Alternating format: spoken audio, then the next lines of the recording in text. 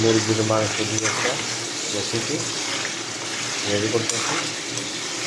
মুরগিটা আমি কেটে নিয়ে সুন্দর করে মশলা কষাইলাম, পেঁয়াজ রসুন আদা সবগুলো ভালো করে তেলে দিয়ে পরিষ্কার করে ভালো করে একদম কষাই নিয়েছি। কষাই নিয়ে আমি মুরগিটা দিয়ে দিচ্ছি কেটে এখানে। এখন আমি ভালো করে একটু কষাচ্ছি। কষানোর পরে আমি একটু এখানে জল দিয়ে দিব। জল দিলে সিদ্ধ হবে, সাথে আমি একটু আলু অ্যাড করব।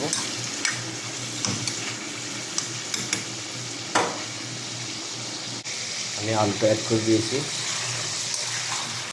এবারে ভালো করে কষাবো আমি। মুরগিটা হবে রসাবো না।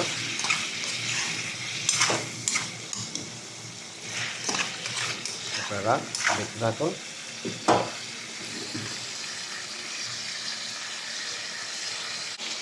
আমি এখানে টমেটো এড করেছি। অ্যাড করে আমি কিছুক্ষণ কষাবো। এখন একটু পানি দিয়ে দিব মুরগিটা সিদ্ধ হওয়ার জন্য।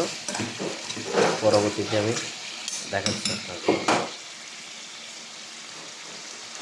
এটা আমার রেডি হয়ে গেছে। এখন একদম রসাবো না, একদম দেখতে খুবই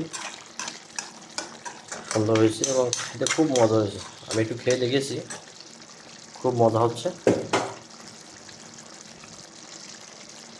আপনারা এভাবে বানিয়ে খেয়ে দেখবেন।